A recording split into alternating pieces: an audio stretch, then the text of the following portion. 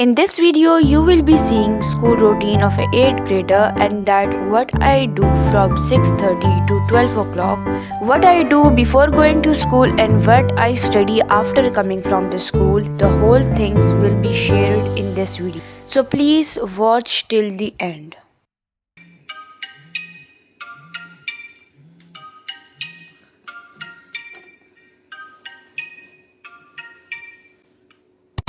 But it haunts me tight. This empty space feels so much colder. Rain on the window like a sad goodbye. Whispers. Hello guys, welcome to my channel Ishal Bukhari and to another video. So in this video you will be seeing my school routine and what I do after the school. Now I have to wear school clothes, so let's do a transition. 1, 2, 3 and yes. This is after wearing a school uniform and I have readied for the school. और इतना आसान अगर school के लिए तैयार होना होता तो कितना ज़्यादा अच्छा होता ना. बट बाय द वे मैं टाइम पर तैयार हो गई थी एंड नीट एंड टाइडी तैयार हो गई थी. This empty space feels so much colder. Rain on the window like a sad goodbye. Whispers of dreams that we never shared. रात को मैं अपना बैग पैक करना भूल गई थी तो अभी मैं अपना बैग पैक कर रही हूँ स्कूल के लिए. वैसे तो 9 ही पीरियड होते हैं, मतलब हर सब्जेक्ट का एक एक पीरियड हो जाता है हम लोगों का, लेकिन फिर भी एक दो जिसके पीरियड नहीं होते वो फिर मैं बुक निकाल देती हूँ और बाकी सारी रखती हूँ. और एक बार इंसान चेक भी मार दे क्योंकि एक दिन आप अपना किसी भी सब्जेक्ट की बुक जो है ना अपनी मिस करें तो उसके अंदर बहुत सी इन्फॉर्मेशन लिखनी आपको रह जाती हैं.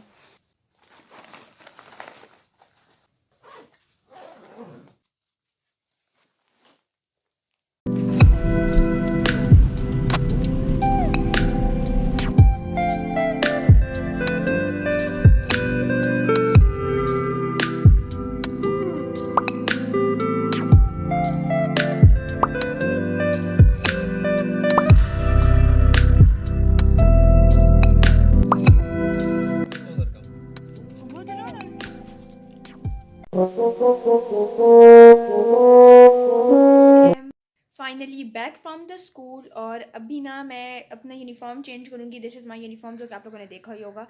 तो अभी मैंने शावर लेना है, मैंने नमाज़ पढ़नी है और उसके बाद अगर मैं नैप लेती हूँ, डायरेक्ट स्टडी के लिए बैठती हूँ तो सब कुछ मैं आपके साथ शेयर करूँगी. तो येस, आगे देखते कि क्या करते हैं.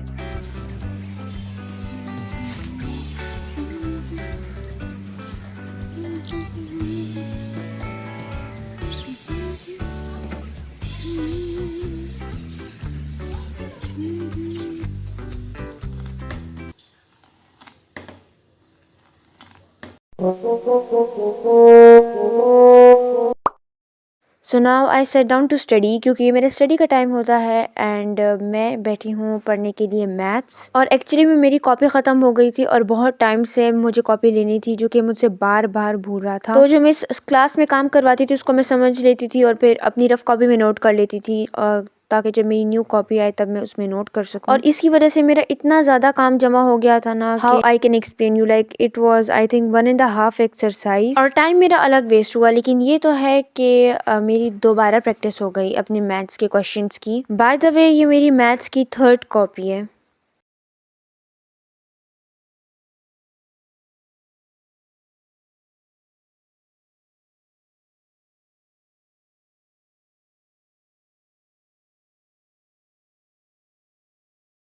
So this is all the work I have done. You can just check this. इतना ज़्यादा like full this much and ये भी ये सारा काम I had done this now. And मेरे हाथ ऑलरेडी टूट चुके हैं बिकॉज इतने ज़्यादा काम से आप इमेजिन कर ही सकते हो. और मैंने कितनी ज़्यादा अच्छी प्रेजेंटेशन के साथ भी किया है. So this is why. तो मैंने अपना मैथ्स का सारा काम ख़त्म कर लिया है and it's already so let. मगर फिर भी मैंने अपने लर्निंग का काम करना है क्योंकि लर्निंग का काम तो नहीं रुकना ऑब्वियसली. तो अभी फ़िलहाल तो मैं अपना करूँगी हिस्ट्री का लर्निंग वाला काम and I will share with you कि मैं क्या पढ़ रही हूँ.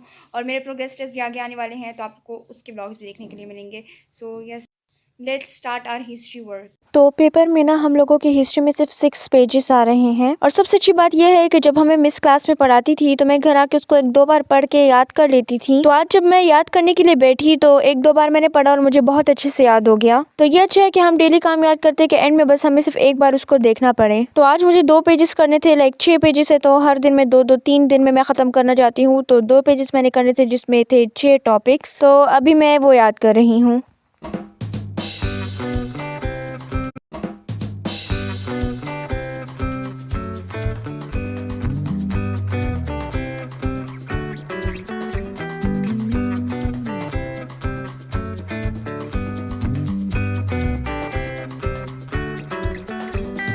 तो इसके बाद मैंने करना था अपना फिजिक्स का काम जिसमें मुझे क्वेश्चंस याद करने थे और आगे मेरे एग्जाम्स है। तो उसमें ना सबसे पहले जो चीज़ होती है, अगर आप लोगों के एग्जाम्स आ रहे हैं तो first of all you have to make a time table. Next video में मैं आपको बताऊंगी कि यूजुअली मैं कैसे टाइम टेबल बनाती हूँ, लेकिन अगर आप लोगों के भी पेपर्स है तो आप ज़रूर टाइम टेबल बनाएं, क्योंकि इससे आपको काम बहुत अच्छे से और बहुत जल्दी याद होगा। जल्दी इन द सेंस कि आप अरेंज रहेंगे और आपको थोड़ा सा भी मतलब वो नहीं होगा कि मुझे क्या करना है आज क्या नहीं करना, तो उसमें आपका टाइम नहीं वेस्ट होगा।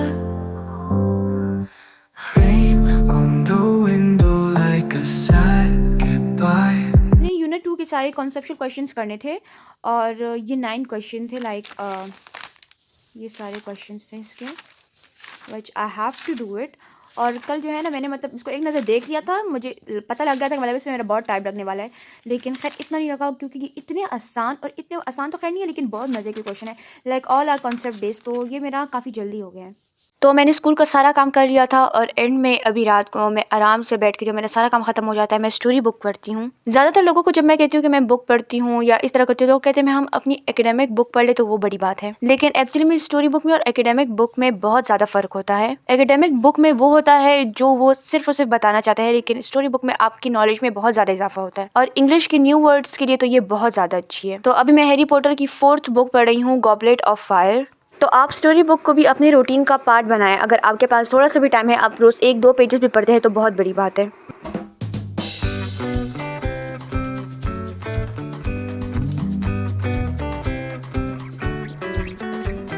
तो आज का व्लॉग इतना ही था। होप कि आपको आज का व्लॉग भी बहुत पसंद आया होगा, और अगर अच्छा लगे तो please like share and subscribe करना ना भूलें। Bye bye.